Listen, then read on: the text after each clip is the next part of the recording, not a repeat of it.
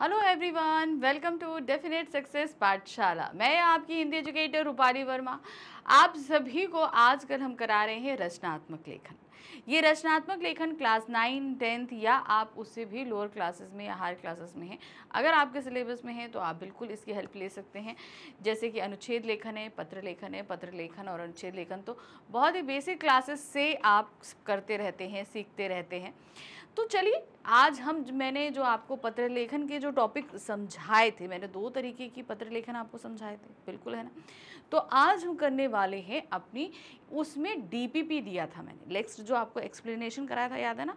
तो उस एक्सप्लेनेशन में मैंने आपको डीपीपी दिए थे और मैंने आपको 6 लेटर्स दिए थे, 6 लेटर्स दिए थे। और उन 6 लेटर्स को मैंने आपको बोला था कि आपको इसे सुचारू रूप से करना है, करिएगा। और करने के बाद ये देखिएगा कि कहाँ आपसे मिस्टेक हुई है, क्या चीज़ आपको समझ में नहीं आई है या क्या करना है, ये सारी चीज़ें, ठीक है। हर एक हमारा जो क्या कहते हैं लेटर था वो 5 मार्क्स का था और आपका टोटल ये मैंने 30 मार्क्स का बनाया, तो 6 लेटर्स आपके पास में थे, ठीक है। तो चलिए फटाफट शुरू कर लेते हैं। तो यहाँ पर हमारे पास में आ रहा है पहला, राहुल देव सोलंकी के विवाह पर आप किसी कारणवश नहीं जा सके। तो देखिएगा, राहुल देव सोलंकी, इनसे आपका क्या रिश्ता है अभी ये बताया नहीं गया है, आगे पढ़ते हैं। नहीं जा सके, उनसे क्षमा मांगते हुए उन्हें विवाह की शुभकामनाएं दीजिए। आपका पता है अरविंद DA27 शालीमार बाग दिल्ली। तो मतलब कि आप अगर उनके विवाह में नहीं गए तो इसका मतलब है वो आपके मित्र हैं, सिंपल सी एक चीज़ है ना। तो वो मित्र हैं, तो उनके विवाह में आप नहीं गए। एड्रेस आपको ऑलरेडी दे ही दिया गया था। तो अब इसको पढ़ने के बाद हमें क्या पता चल रहा है, ये मित्र को पत्र लिख रहे हैं। तो मित्र को जो पत्र लिखा जाता है वो कौन से पत्र कहलाते हैं, आपके अनौपचारिक पत्र। अनौपचारिक पत्र में सबसे पहले हम क्या लिखते हैं, अपना एड्रेस। हमारा एड्रेस क्या दिया गया है, अरविंद DA27 शालीमार मार्ग दिल्ली। देखिए क्या, DA27 निषाद बाग, ठीक है। तो यहाँ पर अच्छा निषाद बाग की जगह यहाँ शालीमार बाग था, तो ये थोड़ा मिसप्रिंटिंग है, इसे आप जरा करेक्शन कर लीजिएगा, क्योंकि जो एड्रेस दिया जा रहा है उसी एड्रेस पे आपको स्टिक रहना है, ठीक है। तो यहाँ पर दिया गया है DA27 और यहाँ पर आएगा आपका शालीमार बाग, ठीक है।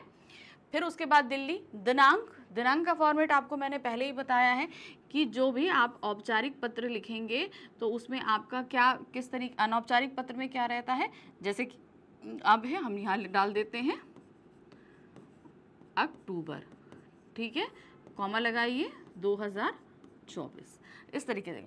प्रिय राहुल, अब चूंकि वो मित्र है तो उसमें संबोधन हम क्या करके देते हैं, प्रिय करके देते हैं। सप्रेम नमस्कार, आपको विवाह की बहुत बहुत बधाई, नया सफ़र सुहावना हो, जीवन साथी के आने से आपके जीवन की खुशियां बढ़े, मेरी शुभकामनाएं स्वीकार कीजिए। क्योंकि आप नहीं गए हैं, क्षमा मांगते हुए शुभकामनाएं। तो सबसे पहले तो आप शुभकामना दे देना, ठीक है, फिर उसके बाद आप क्षमा मांगोगे। देखिए क्या, विवाह में आने के लिए मेरा कार्यक्रम तय था, परंतु अचानक मुझे अजमेर जाना पड़ा। विवाह में नहीं आने का मुझे खेद है, शीघ्र ही मैं आपसे मिलूंगा। तो इसके लिए आप उनसे माफ़ी मांग रहे हो, तो आप रीज़न भी बता रहे हो कि आपको अजमेर जाना पड़ा। चूँकि अगर आपको ये ज़्यादा वर्ड लिमिट का लिखना हो, ज़्यादा वर्ड्स बढ़ाने हो, तो आप इसके लिए कोई ऐसी दुर्घटना बता सकते हो, कोई ऐसा रीज़न बता सकते हो कि अजमेर में जो हमारे रिलेटिव थे उनकी तबीयत अचानक ख़राब हो गई, तो इसलिए मुझे जाना पड़ा, या समथिंग कुछ भी ऐसा आप ऐड कर सकते हो जिससे जो है थोड़े शब्द और बढ़ जाएं, ठीक है। तो मैं जल्द ही आपसे आकर और अपनी भाभी से आकर मिलूंगा, इस तरीके से आप यहाँ पर इसको लिखकर ख़त्म कर सकते हो, ठीक है।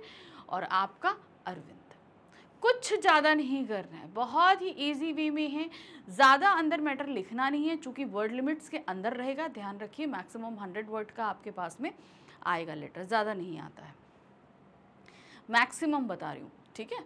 सेकेंड लेटर देखिए क्या है, गत कुछ दिनों से आपके क्षेत्र में अपराध बढ़ने लगे हैं जिससे आप चिंतित हैं। इन अपराधों की रोकथाम के लिए थाना अध्यक्ष को पत्र लिखिए। अब क्या है, आपके क्षेत्र में हो रहा है और थाना अध्यक्ष को पत्र लिखना है, तो ये किस तरीके का पत्र हुआ, औपचारिक पत्र हुआ, ठीक है। पहले पत्र पढ़िए और समझिए कि ये पहला पत्र है कौन सा। तो ये हुआ आपका कौन सा, औपचारिक पत्र। औपचारिक पत्र में हम क्या करते हैं, हम जिसको पत्र लिख रहे हैं उसके बारे में हम पहले देते हैं, उसका पद नाम, वो जिस संस्था में है, वो सारी चीज़ें। ठीक है, देखिए यहाँ पर क्या है, सेवा में थाना अध्यक्ष, राजा गार्डन, नई दिल्ली। ठीक है, अब किसको आप लिख रहे हो, थाना अध्यक्ष को लिख रहे थे। दिनांक दे दीजिए, जो भी डेट है, इसकी फॉर्मेट पहले बता चुकी हूँ, नंबर्स में फॉर्मेट रहेगी आपकी। विषय है क्षेत्र में अपराध बढ़ने के संबंध में, महोदय सम्माननीय शब्द रहेंगे। मैं राजा गार्डन नई दिल्ली क्षेत्र की अपराधग्रस्त स्थिति की ओर आपका ध्यान आकृष्ट कराना चाहता हूँ।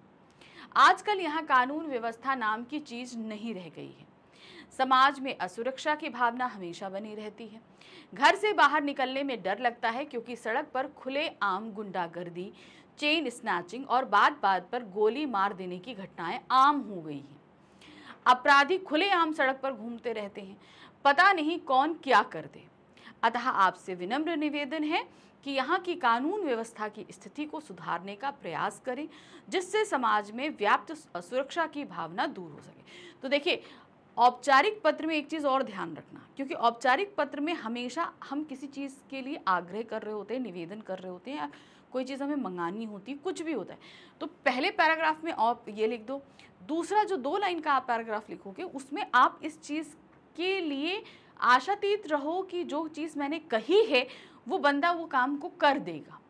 ठीक है ना, तो ये रिक्वेस्ट करते हुए आपको एंड करो। जैसे हमने यहाँ पर रिक्वेस्ट करी कि कानून व्यवस्था बिगड़ी, तो हमें उम्मीद है कि आप इसे सुधारने का प्रयास करेंगे, ताकि समाज में एक सौहार्द की भावना जो है रह सके, सब लोग सुरक्षित रूप से इधर से उधर आ जा सके। धन्यवाद, रविंदर आहूजा, 232/16 राजा गार्डन नई दिल्ली।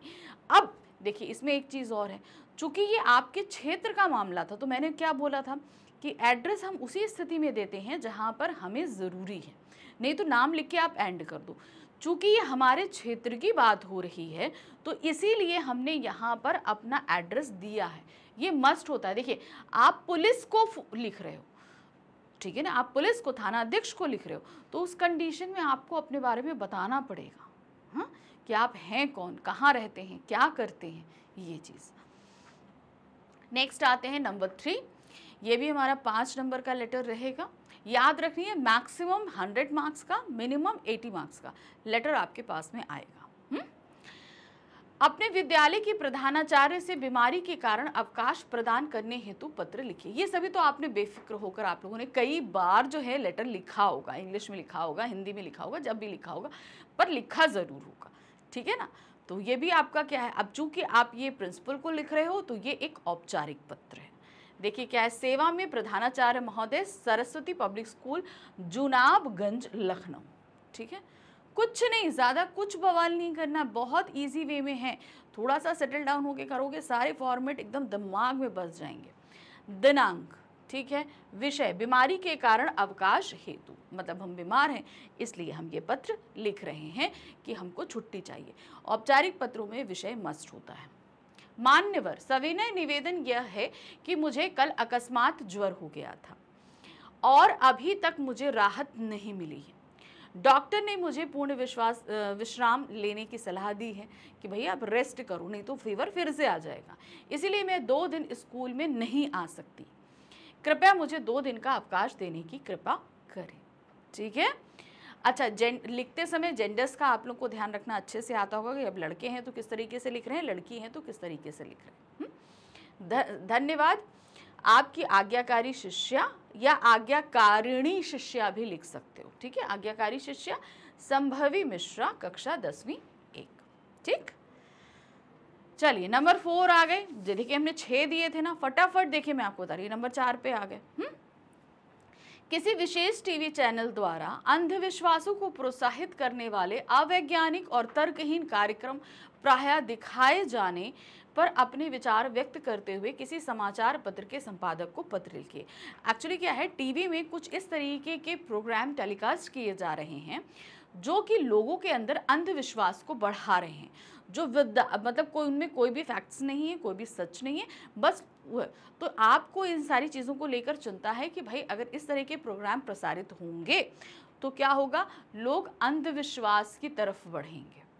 तो इसलिए आप चिंता व्यक्त कर रहे हो कि ऐसा नहीं होना चाहिए, तो आप एक समाचार के संपादक को पत्र लिख रहे हैं ताकि आपका पत्र न्यूज़पेपर में छप सके और लोग इस बारे में अवेयर हो सकें। दूरदर्शन वालों की तरफ कार्रवाई हो कि इस तरीके के आप प्रोग्राम्स मत टेलीकास्ट कीजिए। ठीक है, देखिए क्या सेवा में संपादक महोदय, नवभारत टाइम्स, बहादुर शाह जफर मार्ग, नई दिल्ली। ठीक है, तो अभी तक आप फॉर्मेट समझ गए होंगे। इतने लेटर्स मैंने करा दिए हैं कि जब भी आप औपचारिक पत्र लिखो सेवा में, उसके बाद पद नाम, फिर जिस संस्था का वो पद है, जिस शहर में है, उसके बाद दिनांक, और फिर उसके बाद आता है हमारा विषय औपचारिक पत्र में। ठीक है, क्या है? एक टीवी चैनल द्वारा अंधविश्वासों को प्रोत्साहित करने वाले कार्यक्रम दिखाए जाने के संबंध में। पर्टिकुलर एक चैनल के बारे में आप ये चीज़ कह रहे हो, क्योंकि यहाँ पर हम चैनल का नाम तो दे नहीं सकते, तो किसी एक चैनल के बारे में। फिर महोदय, मैं संस्कृति ई टीवी चैनल पर, अब देखिए संस्कृति इन्होंने नाम ले लिया, संस्कृति चैनल पर अंधविश्वासों को प्रोत्साहित करने वाले अवैज्ञानिक और तर्कहीन कार्यक्रम प्रायः दिखाए जाने की ओर आपका ध्यान आकृष्ट कराना चाहता हूँ। इस टीवी चैनल द्वारा प्रायः ऐसी जगहों, मंदिरों, मस्जिदों आदि के बारे में अवैज्ञानिक और तर्कहीन बातें बताई जाती हैं, जिसे देख व सुनकर आश्चर्य होता है। इनकी बातें बिल्कुल ही आधारहीन होती हैं। ये ऐसे चमत्कारों और मान्यताओं की चर्चा करते हैं जो ना तो वैज्ञानिक होते हैं और ना तर्कपूर्ण है। ये ऐसी बातों से लोगों को भ्रमित करते हैं, यानी कि गलत दिशा में लेकर जाते हैं।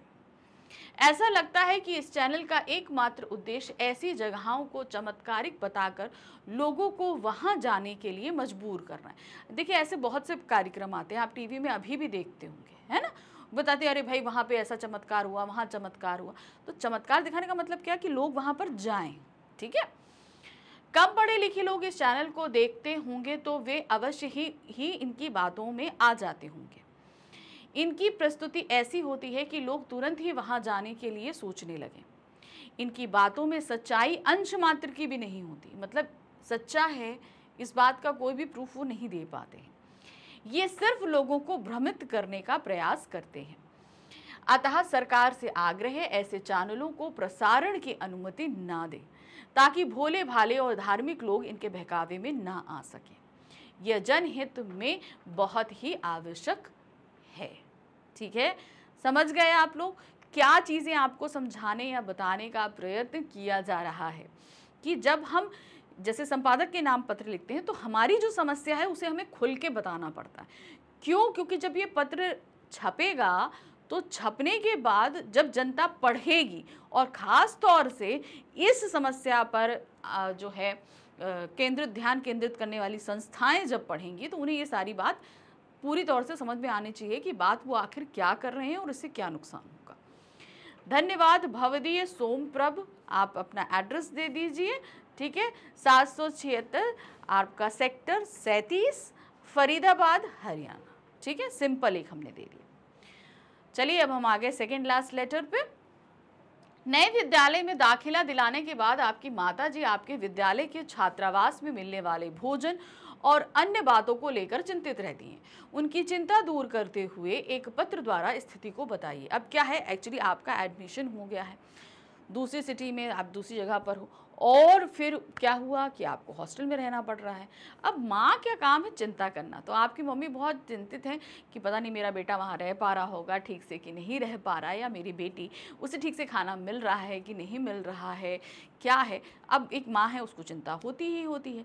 तो अब आप एक लेटर लिखना है अपनी मम्मी को और ये बताना है कि मैं यहाँ इस तरीके से रहता हूँ और मेरे को बढ़िया खाना मिलता है, ताकि उनकी जो चिंता है वो कम हो सके। दूर तो नहीं कर सकते हो आप, कम ज़रूर कर सकते हो तो कम करो। ठीक है, तो अब चूंकि मम्मी को लेटर लिख रहे हो तो ये एक हुआ अनौपचारिक पत्र।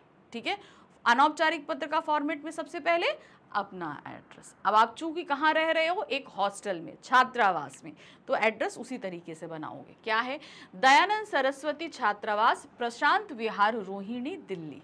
ठीक है, कुछ ज़्यादा नहीं लिखना है। अगर अब जैसे इस तरह के लेटर्स में आप अपने हिसाब से नाम सोचो, अपनी जगह से जगह का नाम सोचो, सिटी का नाम सोचो, कुछ भी लिख दो। ठीक है, वो करना है। दिनांक दीजिए पूज्या माता जी। ठीक है, सादर चरण स्पर्श। आपका पत्र कल मिला, पढ़कर सब हाल मालूम किया, यह जानकर अच्छा लगा कि आप सभी सकुशल हैं। तो हमेशा ध्यान रखना, जब भी आप अनौपचारिक पत्र लिख रहे हो, सामने वाले की शुभकामना की उम्मीद करते हुए अपने शुभ की जो है आप उनको पूरी इंफॉर्मेशन देते हुए पत्र शुरू करोगे।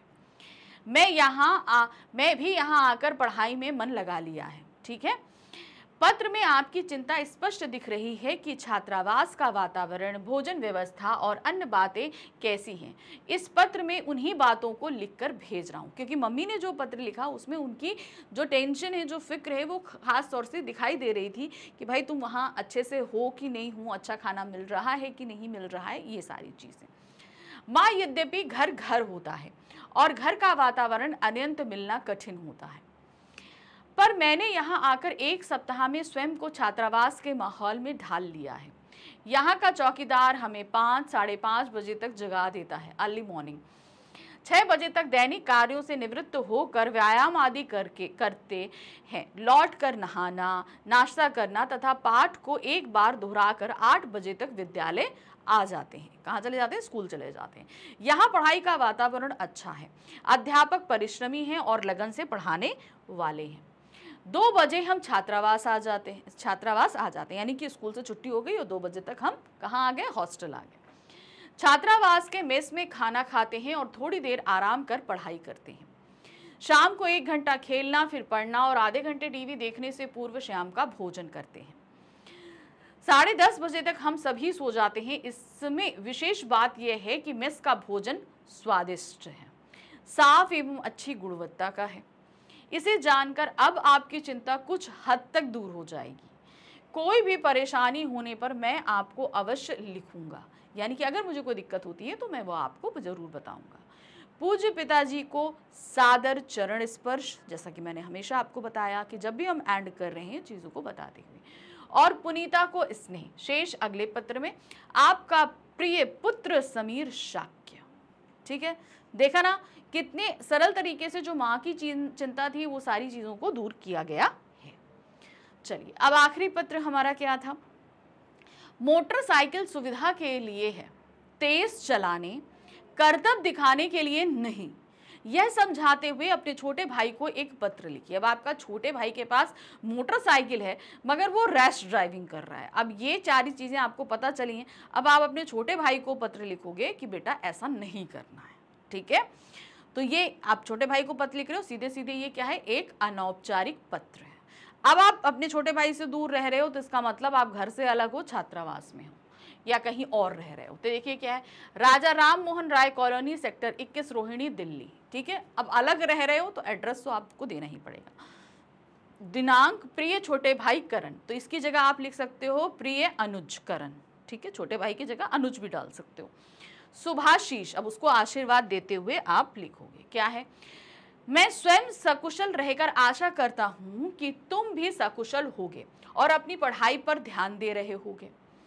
अनुज, अनुज जैसे मैंने बताया वहां अनुज यहाँ छोटे भाई को संबोधित कर रहा है। पिताजी के पत्र से ज्ञात हुआ कि तुम इस मई जून की छुट्टियों में मोटरसाइकिल सीख लिया है। यह अच्छी बात है जिसे जानकर मुझे खुशी हुई, पर यह जानकर बड़ा दुख हुआ कि मोटरसाइकिल तेज चलाने के साथ ही उससे तरह तरह के करतब और स्टंट करने का प्रयास करने लगे हो। हाँ, ये हमारी सुविधा के लिए है, हमेशा ध्यान रखना। ये कृत्य हमें बहुत तकलीफ दे सकता है, यह तुम्हारे लिए घातक सिद्ध हो सकता है। तनिक सी लापरवाही जानलेवा साबित हो सकती है। मोटरसाइकिल की सवारी हमारी यात्रा को सुगम बनाने के साथ समय की बचत कराती है, यानी कि हम आसानी से और जल्दी पहुंच जाएं।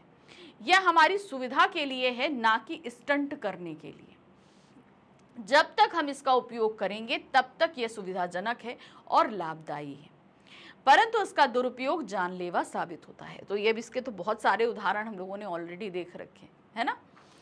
आशा है कि तुम मेरी बात मानकर मोटरसाइकिल से कोई स्टंट नहीं करोगे और ना ही सामान्य रफ्तार से तेज चलोगे और उपयोग सुविधा के लिए ही करोगे। शेष सब ठीक है। तो आपने छोटे भाई को समझाया ये चीज़, ठीक है, तो इसी के लिए आप पत्र लिख रहे थे। अब आते हैं पूज्य माता पिता को प्रणाम कहना पत्रोत्तर की प्रतीक्षा में, यानी कि मैंने तुम्हें पत्र लिखा है, अब मैं चाहता हूं कि तुम मुझे पत्र लिखो, इसका जवाब दो मुझे, तो इसलिए आप क्या लिखोगे, पत्रोत्तर की प्रतीक्षा में। तुम्हारा बड़ा भाई, इसकी जगह आप बड़ा भाई की जगह अग्रज लिख सकते हो, ठीक है, नमन कुमार। देखा कितनी जल्दी फटाफट हमने यहाँ पर आपको 6 लेटर करा दिए। फॉर्मेट रटा है, दिमाग सेट है, तो ज़्यादा कोच बवाल करना ही नहीं, फटाफट फटाफट सारे काम होते हैं, ठीक है। और चूंकि एग्जाम के दौरान तो आपके पास समय ही नहीं है, तो पहले ही हर चीज़ की प्रैक्टिस सब कुछ करके अपने आप को रेडी कर लेना है। चलिए, तो यहाँ पर पत्र लेखन का टॉपिक हमारा खत्म हो गया, मैंने पत्र आपको समझा दिए, टीपीपी भी कर दिया। अब हम मिलेंगे अपने नए रचनात्मक लेखन के साथ में, क्योंकि भाई देखिए मैं यहाँ पर 9th 10th दोनों ही क्लासेस के लेखन कार्य को कवर अप करा रही हूँ। तो मेरी ये कोशिश है कि सारी चीज़ें, जैसे अभी हमने जो 2 टॉपिक अभी तक रचनात्मक लेखन के पढ़ लिए, अनुच्छेद लेखन और पत्र लेखन, ये हमारे क्लास 9th 10th दोनों में ही चल रहे थे। लेकिन अब जब हम आगे बढ़ेंगे तो कुछ टॉपिक आप देखेंगे, कुछ 9th के हैं, कुछ 10th के हैं, इसी तरीके से हम आगे बढ़ते रहेंगे, ठीक है। चलिए मिलते हैं अगली बार। Thank you for watching, bye bye.